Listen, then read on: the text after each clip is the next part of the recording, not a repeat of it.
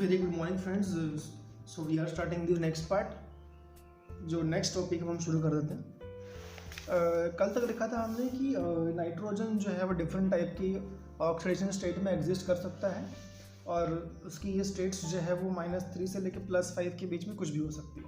ठीक है, तो अब थोड़े बहुत और कॉन्सेप्ट्स जो हैं वो निकल सकते हैं इस ऑक्सीडेशन स्टेट वाली कॉन्सेप्ट के ऊपर से, and we have to understand the thing on the whole point of view. पूरा पॉइंट ऑफ व्यू क्या हमें समझना पड़ेगा।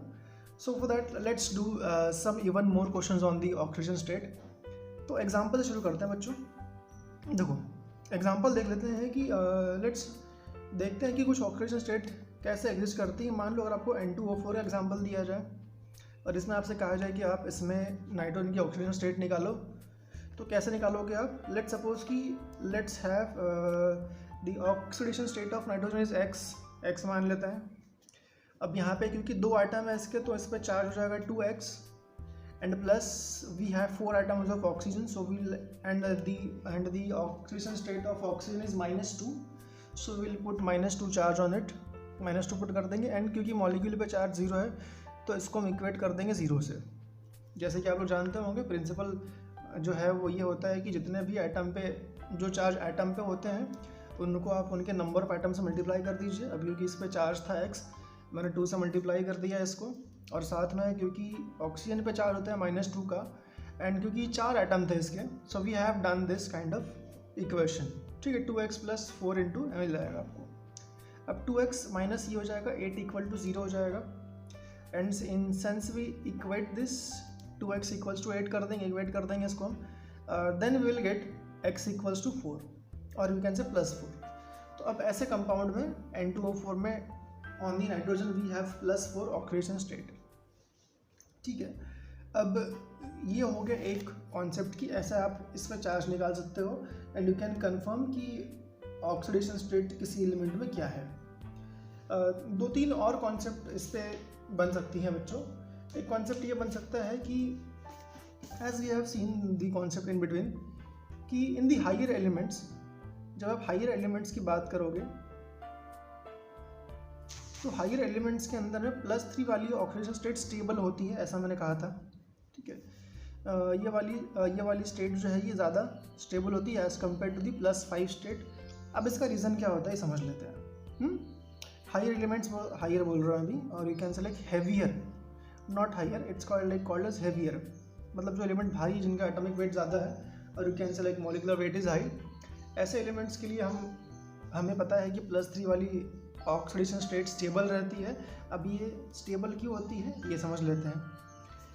देखो 3 पॉइंट समझने हैं आपने। द वेरी फर्स्ट पॉइंट कि ग्रुप 15 वाले एलिमेंट्स जो हैं, ग्रुप 15 के एलिमेंट्स जो हैं, ये पॉजिटिव वाली ऑक्सीडेशन स्टेट में मेजरली सिर्फ 2 स्टेट शो करते हैं, एक तो +3 और +5। +3 और +5 ये 2 ऑक्सीडेशन स्टेट एलिमेंट्स शो करते हैं ग्रुप 15 के। दूसरी बात, अब क्योंकि क्या होता है NH2 वाले इलेक्ट्रॉन्स जो होते हैं, NH2 इलेक्ट्रॉन्स, इनका पिक्चर मेन रोल है द लास्ट शेल के S सबशेल के इलेक्ट्रॉन जो है। अब इनमें जो है इनर्ट पेयर इफेक्ट आ जाता है। There is development of inert pair effect, क्योंकि ये inert pair effect is observed between this molecules, and इस कारण से क्या होता है कि +5 की स्टेबिलिटी जो है वो डिक्रीज करती है डाउन द ग्रुप, एंड +3 की स्टेबिलिटी जो है वो इंक्रीज करती है।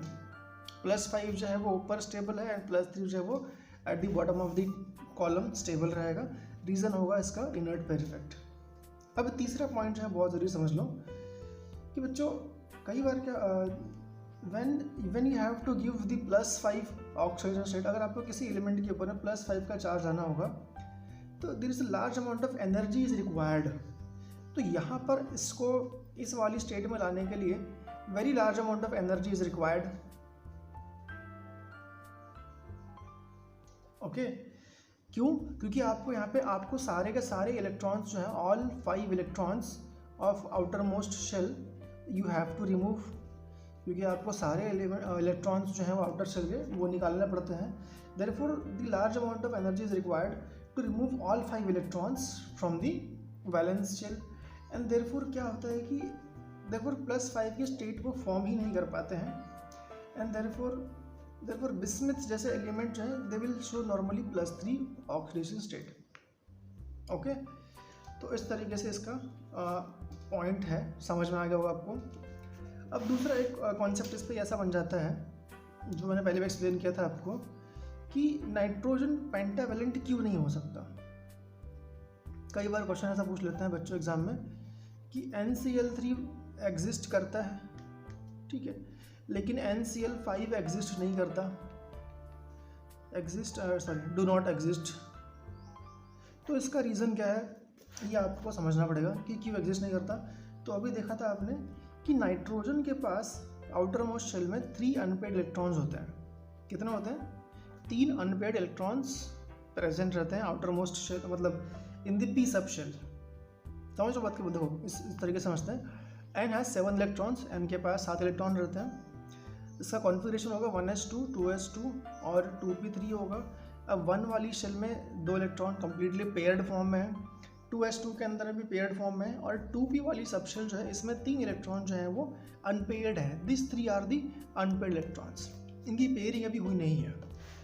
अब ये 3 इलेक्ट्रॉन्स जो हैं, ठीक है, ये 3 इलेक्ट्रॉन्स NF मतलब 3 NF like 3 NCl bond form कर सकते हैं।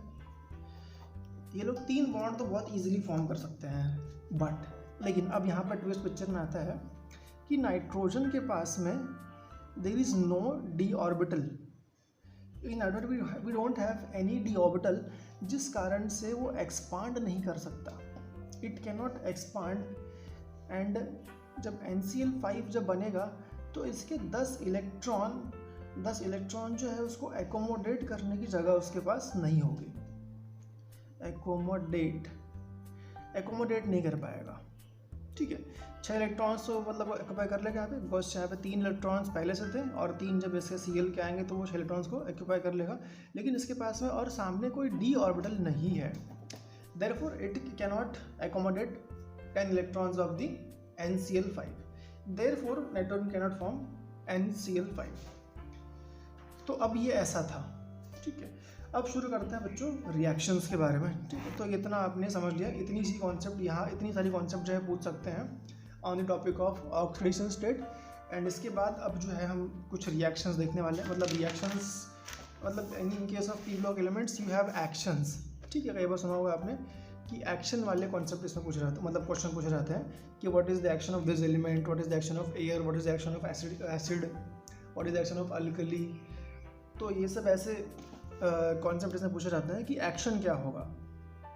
तो जब आप एक्शन की बात करोगे बच्चों, action of like different chemicals, ठीक है, जब आप एक्शन ऑफ वेरियस केमिकल्स की बात करोगे on the P block element, तो इसमें पहले हमें पढ़ना पड़ता है कि what is the action of air. अगर आपने सिंपल किसी पी ब्लॉक एलिमेंट्स को, मतलब ग्रुप 15 के एलिमेंट को अगर आपने नॉर्मली एयर में रखा है तो उस पर क्या एक्शन होता है, ठीक है। तो अब इसमें 2 पॉइंट समझना पड़ेगा आपको। देयर आर ओनली 2-3 पॉइंट्स ही, मतलब 2 ही पॉइंट है मेजरली। देखो फर्स्ट पॉइंट इज कि सारे एलिमेंट्स जो हैं, ठीक है, नाना पापा आशीष सब बीमार, दिस ऑल एलिमेंट्स जो है ना ये बहुत ही क्विकली रिएक्ट करते हैं, like they are react directly. इसको ये वर्ड ऐसा लिखा होता है कि दे रिएक्ट डायरेक्टली और they directly react with the oxygen present in the air on heating and form their oxides. तो ये डायरेक्टली रिएक्ट कर जाते हैं, किससे? ऑक्सीजन से रिएक्ट कर जाते हैं जो कि प्रेजेंट रहेगा in the air. Obviously you know that कि एयर प्रेजेंट है काफ़ी ऑक्सीजन में, और ये इनसे रिएक्ट करके बनाते हैं उनके करस्पॉन्डिंग ऑक्साइड्स बनाते हैं, ठीक है। They will make their corresponding oxide. तो ये एक चीज़ ऐसी होगी, ठीक है। थोड़ा यहाँ पे हीट करना पड़ता है, ठीक है। Obviously you need to heat में कहाँ पे लगा दूँ, directly react when oxygen plus heat. सारे एलिमेंट्स रिएक्ट करते हैं directly with some heat provision and they will form their corresponding oxides, ठीक है। अब सेकेंड बात ये जान लो कि रिएक्टिविटी जो है एलिमेंट्स की ये इंक्रीज करती है डाउन द ग्रुप, ठीक है। अब new reactivity of you can say like elements ये इंक्रीज करेगी डाउन द ग्रुप, बस ये दो बातें आपने जाननी है कि भाई ये सब रिएक्ट करते हैं बहुत readily with the oxygen and they will the reactivity of this elements increases down the group. ठीक है, अब समझ लेते हैं कि मतलब क्या क्या फॉर्म, मतलब कौन से कंपाउंड फॉर्म होते हैं मेजरली जब ये रिएक्ट करते हैं ऑक्सीजन से। तो तीसरा पॉइंट ऐसा है कि मतलब आपको अब सारे एलिमेंट्स को रिएक्ट करवाना है। ठीक है, एक तो N2 होता है, ओके, देन P4 रिएक्ट करवाते हैं कई बार। एक्चुअली P4 में 2 रिएक्शंस मिलेंगे आपको, एंड में एक ही मिलेगा, एंड ये नहीं, देन यू हैव AS। ठीक है, AS4 भी होता है, SB और ठीक है B है। इन सब की रिएक्शन आपको याद करनी पड़ेगी। दी P ब्लॉक एलिमेंट्स में रिएक्शंस तो बहुत ज़्यादा आने वाली है, तो ये पहली रिएक्शंस आपको समझनी है और याद करनी है। When you react N2 with O2 and this requires very high temperature, ठीक है, ऐसे तो आपको पता है कि N2 is a very stable gas, react नहीं करता है, बहुत ज़्यादा हाई टेम्परेचर चाहिए, and temperature is like of 2000 degree Celsius. उतना हीट करने के बाद फिर ये इसके ऑक्साइड्स फॉर्म करते हैं, ट्वाइस ऑफ NO। ठीक है, ट्वाइस ऑफ NO फॉर्म करेगा ये। In case of phosphorus there are 2 reaction. जब P4 जो है ये इससे रिएक्ट करेगा, मतलब 2 कंपाउंड फॉर्म कर सकता है, एक तो ऐसे रिएक्ट करता है और P2O3 फॉर्म करता है, you will get the 2 moles of P2O3 formed, and there is one more reaction P4 plus you can say 5O2 react करते हैं with some heating obviously, and they will form twice of P2O5। तो ये 2 reactions आपको reaction with the air में पढ़नी है जब phosphorus पढ़ोगे। फॉर आर्सेनिक रिएक्शंस लाइक आप जब 4 एटम लोगे आर्सेनिक के with reacting with 3 molecules of oxygen and with some heating, you will get twice of AS2O3। ठीक है, आर्सेनिक ट्राइऑक्साइड मिल जाता है आपको। ठीक है, वैसे ही मतलब ऑलमोस्ट तीनों वाले केस में सेम ही रहता है। मैं आपको तीनों कंपेयर कर दूं, आर्सेनिक, एंटीमनी और बिस्मथ तीनों सेम रहेंगे इसमें।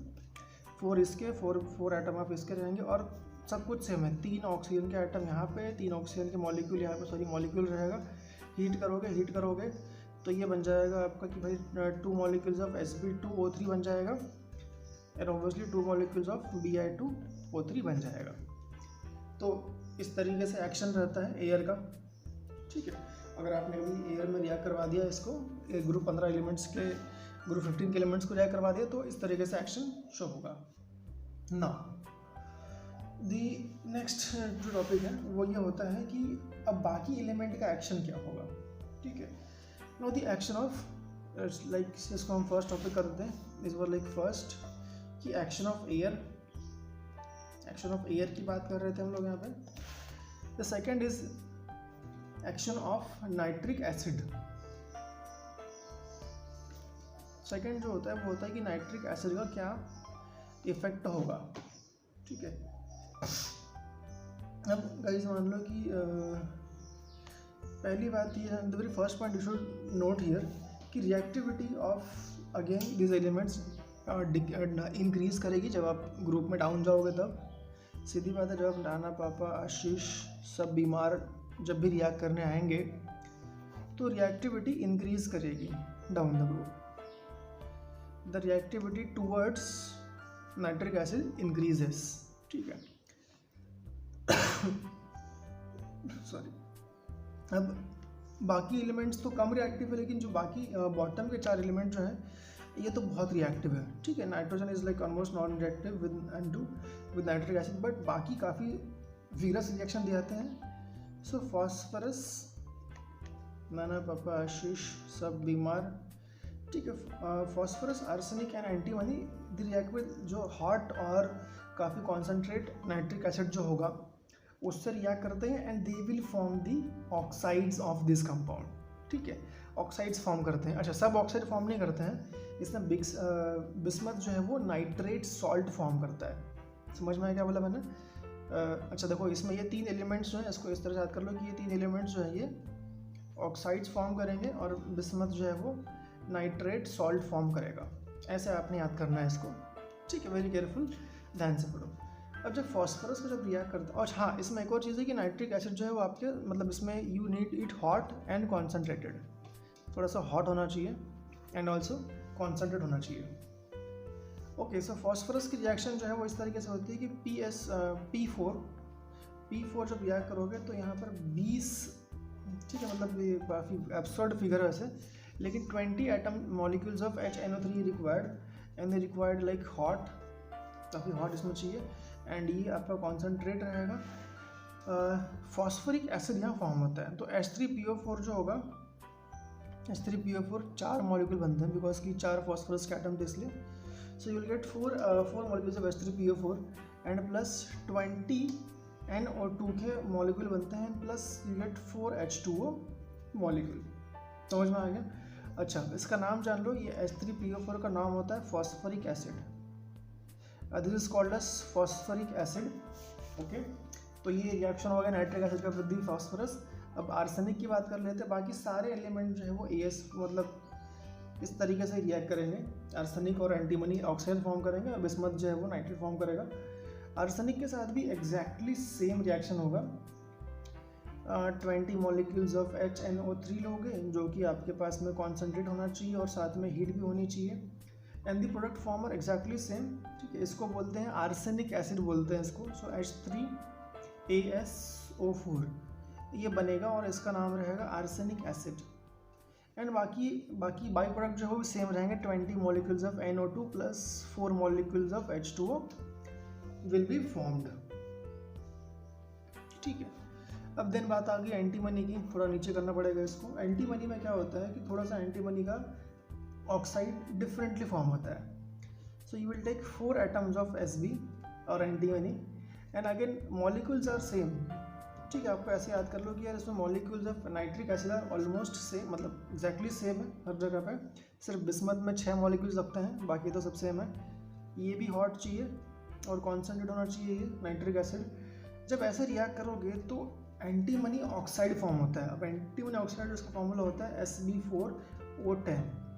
This compound is called as antimony oxide. Antimony oxide form होता है। एंड प्लस बाकी प्रोडक्ट जो है वो दोनों सेम है, सिर्फ नंबर ऑफ मोल्स बदल जाएंगे। यहाँ पे 20 NO2 एंड 10 H2O फॉर्म होगा, इस तरीके से बनेगा। Okay, now let's come for the last element. Bismuth कैसे रिएक्ट करता है? तो बिस्मथ का सिर्फ एक एटम लोगे एंड साथ में इसके HNO3 6 molecules of nitric acid. Obviously nitric is concentrated and you want hot condition for this, and this will form BiNO3 twice. And plus you can say like H2O मिलता है, H2O और NO2 भी मिलेगा यहाँ पे। 2 molecules नहीं बनते हैं, शायद से 3 बनते हैं। ठीक है, तो इस तरीके से रिएक्शन होगा नाइट्रिक एसिड का। नाइट्रिक में क्या होगा, एन तो रिएक्ट नहीं कर देता, फॉस्फोरस रिएक्ट करता है वेरी हाई टेम्परेचर, अभी मतलब कॉन्सेंट्रेट होना चाहिए, तो फॉस्फोरिक एसिड बनता है। आर्सेनिक में आर्सेनिक एसिड बनता है। एंटीमनी वाले केस में एंटीमनी ऑक्साइड बन जाता है। ठीक है, and then again for the bismuth you get nitrate. ठीक है, नाइट्रेट सॉल्ट मिलता है। ओके, अब देखते हैं नेक्स्ट वाला, जिसमें आपने पढ़ना है कि एक्शन ऑफ सल्फ्यूरिक एसिड पढ़ना है आपने।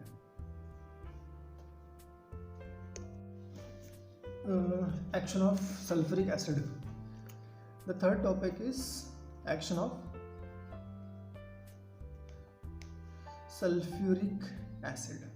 ठीक है, सल्फ्यूरिक एसिड कैसे रिएक्ट करता है with all these 15 group element. तो देखो बाकी सब ऑब्वियसली रिएक्ट करेंगे, सिर्फ नाइट्रोजन रिएक्ट नहीं करेगा। So on N there is no action. ठीक है, चाहो तो ऐसे भी नोट कर लो या फिर आप याद कर लो कि एन से कोई रिएक्शन नहीं होती है। लेकिन बाकी सारे जो है एलिमेंट्स वो रिएक्शन शो करते हैं। Also as the same as nitric acid you want the condition to be hot, high temperature होना चाहिए, एंड साथ में जो एसिड यूज़ करोगे वो कॉन्सेंट्रेट होना चाहिए। The acid must be concentrated. देखते हैं। ठीक है, तो बाकी एलिमेंट्स जो है, ठीक है, फॉस्फोरस भी शो करता है, आर्सेनिक भी शो करता है, एंटीमनी भी शो करता है, बिस्मथ भी रिएक्शन शो करता है। This all show the reaction. और इसमें भी सेम वही चीज़ होगा, मतलब पहले जो है वो एसिड फॉर्म होंगे, फॉस्फोरिक एसिड और आर्सेनिक एसिड फॉर्म होगा, and the antimony and bismuth form sulphates form करते हैं। ठीक, ऐसे याद कर लो इसको इस तरीके से कि this two form their corresponding acids form करेंगे, मतलब ऑक्साइड्स फॉर्म करेंगे ultimately, and antimony and bismuth will form sulphates. ठीक है, सल्फेट सॉल्ट फॉर्म करेंगे। जैसे नाइट्रिक एसिड था, साथ में उसके नाइट्रेट फॉर्म कर रहे थे, वैसे यहाँ पे क्योंकि सल्फ्यूरिक एसिड तो सल्फेट फॉर्म करेंगे, एज वेरी ऑब्वियस। देखते हैं, ठीक है। फॉस्फरस जब रिएक्ट करोगे तो phosphorus as a P4 molecule react करेगा विद द 10H2SO4 मॉलिक्यूल। देखो इसमें भी यहाँ पे क्योंकि ये दोनों सेम है तो यहाँ पर 10 मॉलिक्यूल्स ऑफ सल्फ्यूरिक रिएक्ट करते हैं। ऐसे आप याद चाहो तो कर सकते हो शॉर्टकट की फॉर्म में कि 10 molecules of sulphuric will react with phosphorus and also 10 molecules of arsenic से भी रिएक्ट करेगा सल्फ्यूरिक, 10-10 मोल चाहिए। And in case of antimony and bismuth you want 6 moles of sulphuric acid. तो P4 से 10 मोल रिएक्ट कर रहे हैं, ठीक है। ऑब्वियसली यहाँ पे कंडीशन जो है वो हॉट है and we want concentrate sulphuric acid. अब यहाँ पे मैंने आपसे कहा था कि क्या बनेगा, तो फॉस्फरिक बनता है acid. Let's write it here, H3PO4 form होगा, ऑब्वियसली 4 मॉलिक्यूल बिकॉज यहाँ पे 4 एटम लिए अपन ने फॉस्फरस के। एंड साथ में अब देखो जितने यहाँ पे सल्फ्यूरिक के मॉलिक्यूल्स लोगे ना उतने ही सल्फर डाइऑक्साइड फॉर्म होंगे, यहाँ पे SO2 फॉर्म होगा and plus obviously 4 moles of H2O, ठीक है।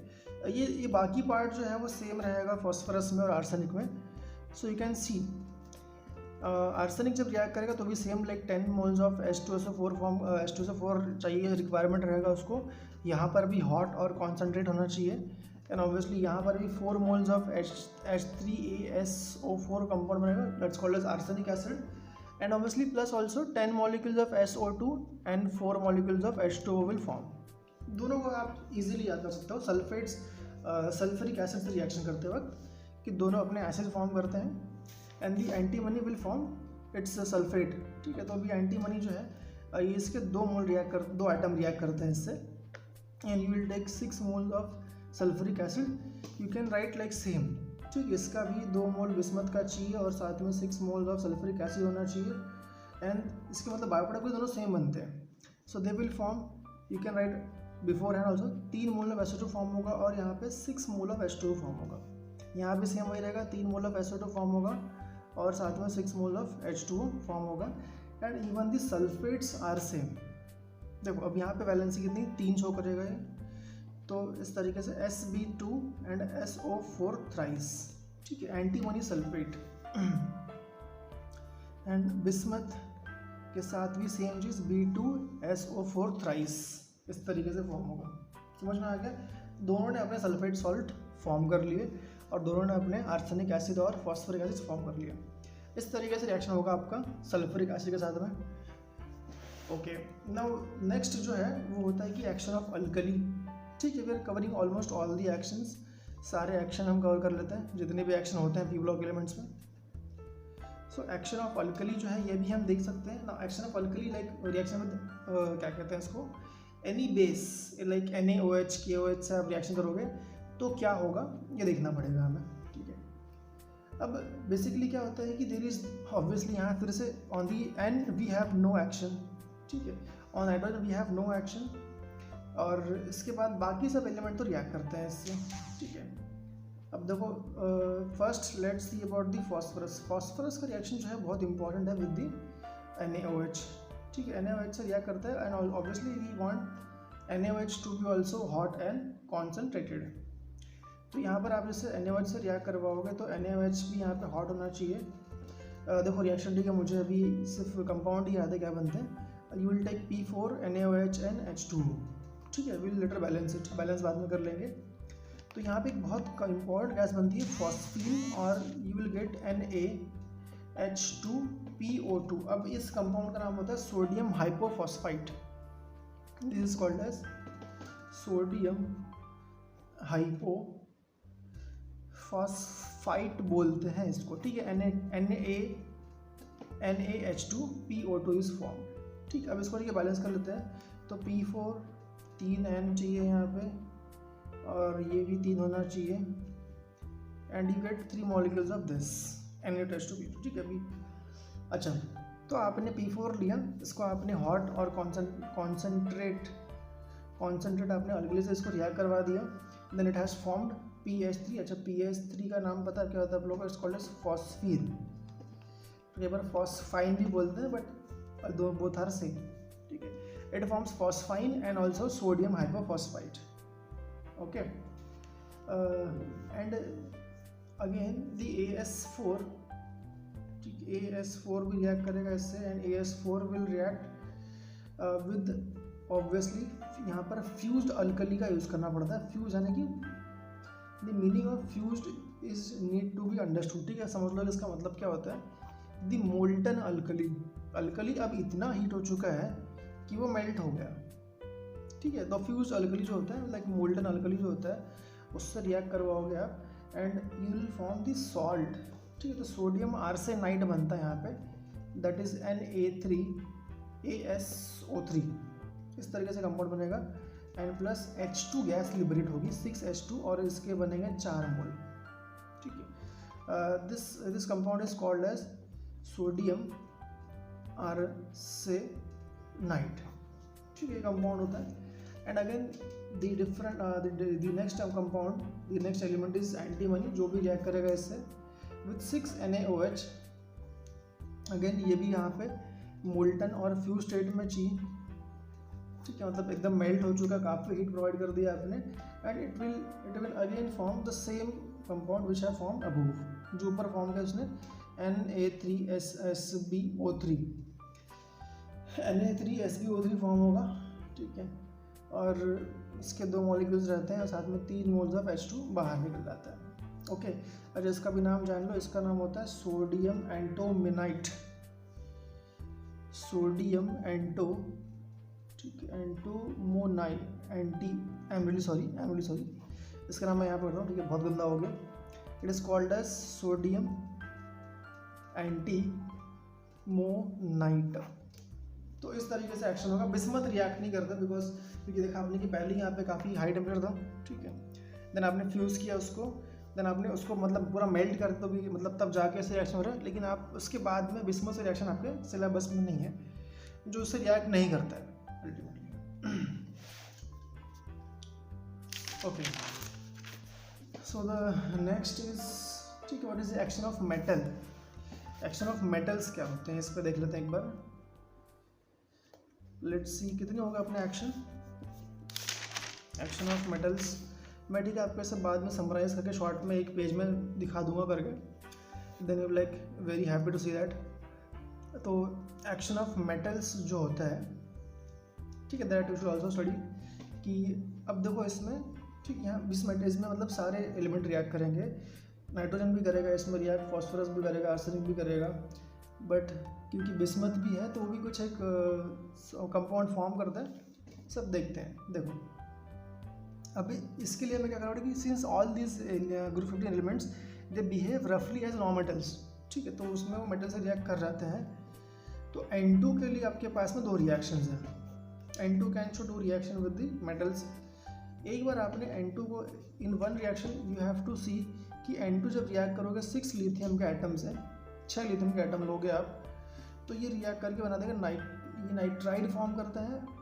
ओके, मतलब दोनों में सेम कॉन्सेप्ट है वैसे, बट एक वैलेंसी का फर्क पड़ेगा। देखो तो ये फॉर्म करेगा ट्वाइस ऑफ Li3n फॉर्म करेगा, इसका नाम होता है लिथियम नाइट्राइड। ठीक है, तो एग्जांपल दिखाता हूँ इसके, दोनों में सेम कॉन्सेप्ट है, एक ही बात है।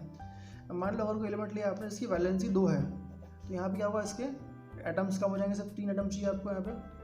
Now this 3 atoms on heating with this they will form again nitride compound, so this is called as magnesium nitride. Magnesium nitride form हो जाएगा। Then next is phosphorus. ठीक है, फॉस्फोरस का भी सेम वही चीज़ है। फॉस्फोरस मतलब ऑलमोस्ट वही कॉन्सेप्ट है कि वो भी फॉस्फाइड फॉर्म करता है। तो जब आप फॉस्फोरस को रिएक्ट करोगे, लाइक मान लो कि आपने Mg ले लिया, ठीक है, 6 Mg के एटम लेने पड़ेंगे और साथ में P4। अभी आपको Mg3P2 फॉर्म करना है, तो इसका रेशो क्या होगा, 3:2 होना चाहिए। अब 6 एटम इसके, 4 एटम यहाँ पे आ गए, तो रेशो इज मेंटेन्ड, 3:2 रेशो होगा यहाँ पे। और यहाँ पर भी सेम वही फॉर्म करेगा, इट विल फॉर्म Mg3P2, क्योंकि P4 का मॉलिक्यूल रहता है exist, so we have taken 6 Mg। Okay, example एक और देख लेते हैं। मान लो कि आपने कैल्शियम के एटम लिए, you have taken 6 atoms of calcium and again you have applied P4 आपने रिएक्ट करवा दिया in presence of heat, then you will get twice of Ca3P2। इस तरीके से फॉर्म हो जाएगा। ओके,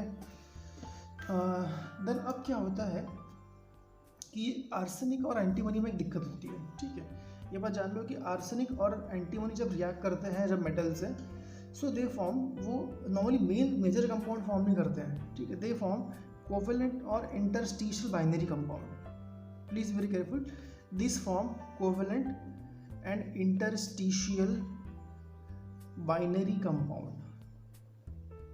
मतलब क्या होता है कि जब आप मतलब बहुत सारा बल्क वाला आइटम, बल्क में आप लोगे किसी एलिमेंट को, और वहाँ आपने स्मॉल फॉर्म में मतलब आपने इसको इंसर्ट कर दिया इन सब एलिमेंट के आइटम्स को, तो वो स्मॉल फॉर्म में इंसर्ट होने के बाद में इंटरस्टिशियल कंपाउंड फॉर्म करते हैं। मतलब कि जब गैप में कहीं पे, अगर मान लो कि आपने एक पूरा बॉक्स लिया एलिमेंट का और वहाँ पर बीच में कहीं पे गैप है और वहाँ पर अगर आर्सेनिक पहुँच गया है, तब आर्सेनिक जो है वो कंपाउंड फॉर्म कर लेगा। लाइक फॉर एग्जांपल इस तरीके से, और यू कैन सिंपली आप ऐसे याद कर लो कि ये इंटरस्टिशियल बाइनरी कंपाउंड्स फॉर्म करते हैं। So thrice of Na reacting with As and it will form Na3As। This all जितने भी आप यहाँ पढ़ोगे तो सबके आखिरी में, ठीक है, आइड आने वाला है। सो ये आप उम्मीद कर लो क्या होगा, it is sodium arsenide, it is sodium arsenide, ठीक है, इस तरीके से कंपाउंड फॉर्म करेगा। And then also for the like अगर आप एंटीमनी की बात करोगे तो वो भी अब यहाँ पे उसको मतलब सेम फॉर्मूला रहेगा। तो जैसे मान लो कि X3Sb2 फॉर्म करना है तो हम जिंक से रिएक्शन शो करते हैं। ना मान लो कि आपने जिंक से रिएक्शन किया है, so 3 zinc plus you can select 2 atoms of antimony लेंगे एंड थोड़ा सा हीट करेंगे इसको, then it will form Zn3Sb2 form कर देगा। And you can like again expect what will form, it is called as zinc antimonide, zinc antimonide form होता है, ठीक है। And again the last element is bismuth, ठीक है, bismuth भी react करता है इससे and it will form 3Mg। मान लो कि आपने इसको रिएक्ट कर दिया मैग्नीशियम से एंड ट्वाइस ऑफ बिस्मथ के आइटम लोगे तो ये फॉर्म कर देगा आपका Mg3Bi2 फॉर्म करेगा। मतलब वही सेम चीज़ है, it's called as magnesium bismuthide, it is called as magnesium bismuthide बोलते हैं इसको, ठीक है। तो इस तरीके से कुछ रिएक्शंस थी स्टूडेंट्स, आप लोगों को समझ में आया मतलब क्या पढ़ाना था। अब मैं ठीक है आपको इसका एक, ठीक है, मतलब शॉर्ट में एक मैं समरी दिखाता हूँ आप लोग को कैसे होगा इसका रिएक्शन। वैसे तो अभी इसका समरी आना बाकी है, मतलब समरी इसमें नहीं आएगा, समरी आपको मैं दूंगा जब आप पढ़ोगे, ठीक है, कंपाउंड्स ऑफ ग्रुप 15 एलिमेंट्स पढ़ोगे तब आपको समरी इसकी आएगी, ठीक है। Okay, so this way we have done up to this. Okay students, तो आपने देखा यहाँ तक कि एक्शन ऑफ मेटल्स क्या होती है। एक्शन ऑफ मेटल्स के बाद में एक कुछ क्वेश्चन काफ़ी इंपॉर्टेंट यहाँ एग्जाम में पूछ लेते हैं कि why there are some element present in group 15 are metalloid, है ना। आप लोग जानते हैं कि एंटीमनी जो है वो एक मेटलॉइड है जो ग्रुप 15 में प्रेजेंट है एलिमेंट। अब कुछ ऐसे रिएक्शन बताइए, कुछ ऐसे रिएक्शन शो करने के लिए कहा जाता है कई बार कि जो ये प्रूफ करे कि ये एलिमेंट एक मेटलॉइड्स है, ठीक है। So we have some reactions which proof that कि एंटीमनी जो है वो एक मेटलॉइड है। अब पहली बात, जब आपको सोचना है कि एक मेटलॉइड किसी एलिमेंट को कहा जाता है तो मेटलॉइड बिहेव कैसा करता है, ठीक है, what are the properties of metalloid. तो मेटलॉइड उस एलिमेंट को बोलते हैं which behaves as a metal also and as well as a non metal also. तो मेटलॉइड क्या होता है, which behaves as metal as well as non metal, ठीक है, ऐसे एलिमेंट को बोलते हैं मेटलॉइड। अब इन केस ऑफ एंटीमनी, अब क्योंकि एंटीमनी के बारे में जब खास बात की जाए तो एंटीमनी जो है वो एज ए मेटल भी रिएक्ट करता है with the concentrate sulphuric acid और सल्फेट फॉर्म करता है, जो कि सिर्फ एक मेटल ही फॉर्म करता है ना। एंटीमनी को जब रिएक्ट करोगे आप, antimony when reacts with sulphuric acid, sulphuric का पूरा फॉर्म को लिख रहा हूँ मैं, H2SO4 से जब रिएक्ट करोगे तो वो एक ऐसे मेटल की तरह, ठीक है ना, then it react with this sulphuric acid as a metal and form sulphates, उसके सॉल्ट फॉर्म करता है इन सॉल्ट में। और सॉल्ट फॉर्म करने की प्रॉपर्टी जो है वो सिर्फ एक मेटल की होती है। और सॉल्ट कौन सा फॉर्म करता है, तो सॉल्ट फॉर्म करता है इस तरीके से कुछ कि SB2 और SO4 थ्राइस इस तरीके से सॉल्ट फॉर्म कर देगा। ठीक है, एक बार रिएक्शन देख लेते हैं। तो twice of Sb plus 6 times of H2SO4, अगर आप 6 मॉलिक्यूल लोगे इसके, obviously you have to always remember कि यहाँ पे कंडीशंस कैसी होनी चाहिए, हॉट और कॉन्सेंट्रेट होनी चाहिए कंडीशन। अब इसके बाद रिएक्शन से फॉर्म होगा आपको Sb2SO4 थ्राइस सॉल्ट फॉर्म हो जाएगा, and obviously byproduct are SO2 and H2O, साथ में SO2 और H2O जो है वैसे। अच्छा, इसमें 6 मॉलिक्यूल निकलते हैं। तो ये रिएक्शन जो है वो मेटल की होती है कि वो सॉल्ट फॉर्म करे। ओके, एंड ऑल्सो एंटीमनी जो है वो रिएक्ट करता है as a non metal with hot and concentrate nitric acid to form its oxide. वहाँ उसका वो ऑक्साइड फॉर्म कर लेता है, जो कि प्रॉपर्टी है नॉन मेटल की। ठीक है, देखो मतलब एंटीमनी जब रिएक्ट करेगा विद द नाइट्रिक एसिड, तब वो फॉर्म कर लेगा उसका ऑक्साइड। और ये प्रॉपर्टी कौन शो करता है? This property shown by the non metal. ठीक है, लाइक द नॉन मेटल्स। तो ये दो प्रॉपर्टीज से हम प्रूव कर सकते हैं कि Sb यानी कि एंटीमनी जो है वो एक मेटलॉइड है। ओके, सो इसकी भी रिएक्शन एक बार याद कर लो। रिएक्शन कैसे होती है कि आप 4 एटम लेते हो इसके एंटीमनी के, and you take 20 molecules of nitric acid. Again the conditions are hot and obviously यहाँ पे कॉन्सेंट्रेट आ जाएगा, and you will obtain Sb4O10। ठीक है, अब ये Sb4O10 मिलता है, इसका मैंने आपसे कहा था नाम क्या होता है, it's called as antimony oxide. Antimony oxide बोलते हैं इसको। और साथ में जो बाई प्रोडक्ट मिलेंगे आपको कि 20 मॉलिक्यूल्स ऑफ NO2 मिल जाता है, प्लस कुछ 10 मॉलिक्यूल ऑफ H2 मिल जाते हैं। तो these two reactions explain that antimony is a metal also and also a non also, therefore it's called as a metalloid. ठीक है, तो ये ऐसी कुछ रिएक्शन शो करता है। ओके, अब बच्चों एक्चुअली कैसा है कि एक बहुत मेन टॉपिक है which I will just introduce in this class, but I will explain the next class. मैं नेक्स्ट क्लास में उसको एक्सप्लेन कर दूंगा। वो टॉपिक है हाइड्राइड्स का। ठीक है, द रिएक्शन ऑफ ग्रुप 15, मतलब ग्रुप 15 के जो एलिमेंट्स हैं वो हाइड्राइड्स फॉर्म करते हैं। और ये हाइड्राइड्स पे इतने क्वेश्चन पूछते हैं एंट्रेंस में या हर एग्जाम में। अमोनिया वगैरह नहीं होते, ammonia, phosphine, then ASH3। So this all elements जो फॉर्म होते हैं, मैं इसको इंट्रोड्यूस कर रहा हूँ। बाकी मैं पूरा डीप में इसको नेक्स्ट क्लास में पढ़ाऊँगा, बिकॉज काफ़ी लंबा टॉपिक है ये, 1 घंटे में ख़त्म, मतलब जल्दी ख़त्म नहीं हो पाएगा। सो फिर एक बार देखते हैं कि क्या होते हैं। ठीक है, what is the hydrides of this 15 elements. Next से शुरू करते हैं अगले पेज से। सो हाइड्राइड्स ऑफ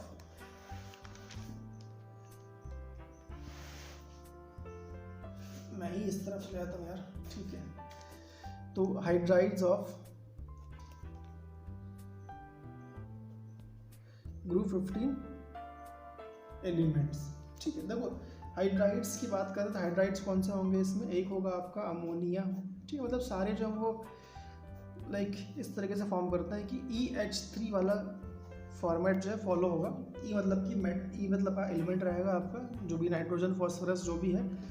ई यानी बिलोंग करता है नाना पापा आशीष सबीमार को। और ये एलिमेंट इन पांचों में से हो सकता है कोई भी ई वाला element. And the hydrides form are like this: ammonia, PH3, ASH3, SbH3 and again BiH3। ऐसे कंपाउंड फॉर्म करता है। ठीक है, अब ये 5 हाइड्राइड्स फॉर्म कर लिए। नाउ दिस, ठीक, अब इसके बारे में थोड़ी बातें आप जान लो क्या होता है। देखो इसमें थोड़ा मतलब जब बेसिक नेचर की बात करते हैं हम लोग कि यार हाइड्राइड्स तो फॉर्म कर लिए इसने, अब ये एसिडिक होता है कि बेसिक होता है, और अगर ये एसिडिक है तो क्या ये स्ट्रॉन्ग एसिड है या फिर वीक एसिड है, और मान लो अगर बेसिक है तो ये स्ट्रॉन्ग बेस है या वीक बेस है। ये सब बातें यहाँ पढ़नी पड़ती हैं। तो पहली बात तो है कि सारे ऑक्साइड जो हैं दे मतलब सब तो बेसिक नहीं होते वैसे, but in some cases they behave as a base. ठीक है, तो अमोनिया जो है ये एक बेस है, बट ये एक वीक बेस होता है। अमोनिया इज अ बेस और वीक बेस होता है। ठीक है, बाकी सारे बेस नहीं है। ठीक है, देर आर नॉट बेसेस। दूसरी बात, सेकंड एक और बात करते हैं चीज़ की, स्टेबिलिटी और सॉल्युबिलिटी की। ठीक है, मतलब कितने स्टेबल हैं और कितने सॉल्यूबल हैं इसके हाइड्राइड्स इन एक्वस मीडियम। ठीक है, तो ये स्टेबिलिटी जो है ये डिक्रीज करेगी from top to bottom. This stability जो है डिक्रीजेस। अच्छा, स्टेबिलिटी जो है वो डिक्रीज करेगी। इस तरीके से बोल सकते हैं कि stability and solubility of the hydrides from NH3 to BiH3 decreases when you move from NH3 to BiH3। Okay, अब अभी एक और बात जान लो यहाँ पे। अब यहाँ पे एक और बात जान लो, नेक्स्ट इंपॉर्टेंट पॉइंट इज कि रिड्यूसिंग नेचर कैसा होता है, रिड्यूस करने का नेचर। अब रिड्यूस करने का क्या होता है कि कितना ईजिली वो हाइड्रोजन को डोनेट कर सकते हैं। तो reducing nature obviously you can guess कि जिसका बॉन्ड वीक होगा वो काफ़ी इजीली H डोनेट कर पाएगा। तो रिड्यूसिंग नेचर बोल लो तो ये नेचर जो ये इंक्रीज करता है when you go from NH3 to BiH3 जाओगे तो ये इंक्रीज करेगा। समझ पा रहे हो? एंड सिंस देयरफॉर BiH3 जो है इन सब में से इज द स्ट्रॉन्गेस्ट और you can say like better reducing agent. इन सब में से BiH3 जो है वो एक बेटर रिड्यूसिंग एजेंट होता है। Okay, there is one more thing, वैसे मतलब वैसे तो खास नहीं है बट फिर भी आपको पता होना चाहिए कि इनका जो स्मेल है, ठीक है, they have like strong smell. दो चीज़ जान लो, एक तो strong smell and poisonous nature. ठीक है, मतलब जितना अच्छा जहर जो है ये रहेगा, ये डिपेंड करता है कि आप कितना डाउन जाओगे। ठीक है, मतलब डाउन द ग्रुप, अगर मान लो कि आपने NH3 लिया है, PH3 लिया है, ASH3, then SBH3 and then BiH3 लिया है, तो this two thing increases down the group. ठीक है, ये क्या होंगे, इंक्रीज करेंगे डाउन द ग्रुप। क्या क्या चीज़ें? स्ट्रॉन्ग स्मेल और poisonous nature. Okay, strong smell और पॉइजनस नेचर जो है वो इंक्रीज करेगा जब आप ग्रुप में डाउन जाओगे। ओके, ये हो गया इसके हाइड्राइड्स के बारे में, कुछ बातें हो गई। अब इसके हाइड्राइड्स के मतलब बहुत सारी बातें होती हैं कि मतलब क्यों अमोनिया जो है वो एक बेस है। ठीक है, and since we know that कि अमोनिया जो है ये सोल्यूबल रहता है वाटर में। ठीक है, सोल्यूबल क्यों होगा? क्योंकि अमोनिया जो है वो हाइड्रोजन बॉन्ड फॉर्म कर लेता है। वी नो दैट कि फोन वाला atom FON, fluorine, oxygen, hydrogen, this three can form hydrogen bond. So it is, मतलब पहली बात है कि वो सोल्यूबल है हाईली काफ़ी। देन उसके बाद में अमोनिया एक लिविस बेस है। ये सब बातें हम नेक्स्ट टाइम में करेंगे। और मतलब और कुछ क्वेश्चन आते हैं इसमें इन केस ऑफ हाइड्राइड, जैसे कि मान लो कि PH3 जो है उसका बॉइलिंग पॉइंट कम क्यों होता है as compare to ammonia, then why, मतलब फिर बहुत सारी चीज़ें हैं। ठीक है, तो ये सब बातें हम नेक्स्ट क्लास में करेंगे कि थर्मल स्टेबिलिटी क्या होती है। बट आज के लिए इतना ही। अच्छा, एक काम करते हैं, ठीक है, अभी तक जो भी देखा हमने will just revise once time. ठीक है, एक बार रिवाइज कर लेते हैं क्या होगा। देखो, अभी तक क्या पढ़ा आपने कि नाइट्रोजन, लाइक यू कैन से नाइट्रोजन, नाना, पापा, आशीष, सब बीमार। इन case of inorganic chemistry revision बहुत इंपॉर्टेंट है। ठीक है, अब इसमें क्या होगा, एटॉमिक साइज और you can say like atomic radius की बात कर लेते हैं। ठीक है, एटॉमिक रेडियस बोलो, मेल्टिंग पॉइंट बोलो या बॉइलिंग पॉइंट बोलो, ये सब क्या होता है, इंक्रीज होता है। ठीक है, इंक्रीज करेगा जब आप यहाँ से डाउन जाओगे तब। ठीक है, देन इसके बाद में the value of ionisation enthalpy क्या होती है, बढ़ती कम होती है, डिक्रीज करती है, because down the group electrons को निकालना काफ़ी ईजी रहता है। ओके, इसमें बात कर लेते हैं कि हाइड्राइड्स की बात करते हैं। ठीक है, हाइड्राइड्स से बात करोगे तो हाइड्राइड्स जो है इनमें बेसिसिटी जो है और बेसिक नेचर जो है वो कम होते जाता है डाउन द ग्रुप। ठीक है, मैं डाउन द ग्रुप की बात कर रहा हूँ। ठीक है, डाउन द ग्रुप की बात करो, बेसिक नेचर जो है वो कम होते जाएगा। ऐसा आप मतलब कुछ आपके शॉर्ट नोट्स निकाल लो आप भी। और इन case of hydrides reducing nature जो है वो बढ़ते जाएगा। जब आप डाउन द ग्रुप जाओगे तब इट विल इंक्रीज और बढ़ेगा। और अभी तक क्या पढ़ा था मैंने कि यार अगर ये पांचों की बात करें तो इसमें एलोट्रॉपी होती है काफ़ी, मतलब एक ही एलिमेंट कई सारे फॉर्म में एग्जिस्ट कर सकता है। अब एलोट्रॉपी के अंदर में याद कर लो कि फॉस्फोरस। ठीक है, फॉस्फोरस के 3 फॉर्म होते हैं। कौन से? फॉस्फोरस 3 फॉर्म में एग्जिस्ट करता है। एक तो वाइट में होता है, वाइट फॉस्फोरस रहेगा, रेड फॉस्फोरस रहेगा और एक ब्लैक फॉस्फोरस रहेगा। You have 3 different kinds of phosphorus. Then for arsenic ठीक है, आर्सेनिक के लिए क्या होता है, एक तो येलो रहता है, ठीक है, येलो आर्सेनिक होता है, और यू कैन से एक ब्लैक आर्सेनिक होता है और एक ग्रे मेटालिक आर्सेनिक भी होता है। There are 3 different kinds of arsenic available to us. Then इसके बाद में एंटीमनी की बात कर लेते हैं। तो एंटीमनी के यार और 4 टाइप होते हैं, ठीक है। एंटीमनी भी येलो टाइप में मिलता है, कई बार येलो होता है, एक अल्फ़ा फॉर्म वाला होता है। देन उसके बाद में एक मेटालिक फॉर्म वाला भी होता है, मेटालिक एंटीमनी भी होता है, और एक एक्सप्लोजिव एंटीमनी भी होता है। There is one explosive antimony also, ठीक है। बिस्मथ के पास कोई एलोट्रोप नहीं है, तो no need to worry about that, ठीक है। ओके, तो इस तरीके से ये सारे एलिमेंट होते हैं। यहाँ तक अपन ने देखा था अभी। और क्या पढ़ा अपन ने अभी तक? What else we have read right now? तो अपन ने मतलब कुछ रिएक्शंस देखी थी अभी तक। यहाँ पे रिएक्शंस मान लो कि इस तरीके से होगी। रिएक्शंस मतलब ये एक्शंस देख लो कि फास्फोरस पे एक्शन क्या होगा, HNO3 का क्या बनाएगा ये। सिर्फ कंपाउंड ही आप लोग याद करो, बाद में रिएक्शन ठीक है बैलेंस कर देना। H3PO4 और NO2 और H2O फॉर्म करता है। सेम रहेगा आपका बाकी इसके लिए भी, आर्सेनिक के लिए भी, एंड बस डिफरेंट फॉर एंटीमनी रहेगा। If you take antimony you required, आप एंटीमनी से अगर 4 आइटम लोगे तो 4 items of antimony plus nitric acid, this will be what, ये आपको ऑक्साइड देगा Sb4O10, ठीक है। बाकी तो सेम है compound, NO2 plus H2O form होगा। Okay, then what else we have seen reaction with sulphuric acid. When you react sulphuric acid with arsenic, क्या बनाता है ये? सल्फ्यूरिक से आप रिएक्ट करोगे तो it will form arsenic acid again, ठीक है। तो H3ASO4 फॉर्म करता है, and then again by product are SO2 and H2O, ठीक है। नंबर ठीक है, बाद में याद करो रिएक्शन के, number are not important, but जो कंपाउंड बनेगा उसको याद करना ज़रूरी है। तो आर्सेनिक ऑक्साइड फॉर्म होगा, आर्सेनिक एसिड फॉर्म होगा आपका। एंड देन जब बिस्मथ की बात करें तो जब बिस्मथ रिएक्ट करता है विद दी H2SO4 तो क्या फॉर्म करेगा? Then bismuth will form salt, ठीक है, Bi2SO4 थ्राइस सॉल्ट फॉर्म करता है, बिस्मथ के सल्फेट्स फॉर्म करता है, एंड अगेन SO2 और H2 फॉर्म होता है, ठीक है। ऐसे मतलब बहुत सी रिएक्शंस हैं, आप सारी जो है वो याद कर सकते हो, ठीक है। ओके, ठीक है। तो मेरा ये बोलना है आपसे कि आप लोग रिवाइज करते रहो, ठीक है, ध्यान से पढ़ाई करते रहो। पी ब्लॉक एलिमेंट्स के लिए खुद के नोट्स बहुत इंपॉर्टेंट है, please read on your own, खुद भी बुक्स कुछ फॉलो करो, लेक्चर पे देखते रहो साथ में, और क्वेश्चंस ठीक है पोस्ट करते रहो, बिकॉज अगर आपके डाउट्स निकल कर नहीं आएंगे तो इसका मतलब होता है कि आप लोग पढ़ाई नहीं कर रहे हो, ठीक है। पढ़ाई करो और ठीक है, पार्टिसिपेट करो क्लास में। Okay, thank you so much.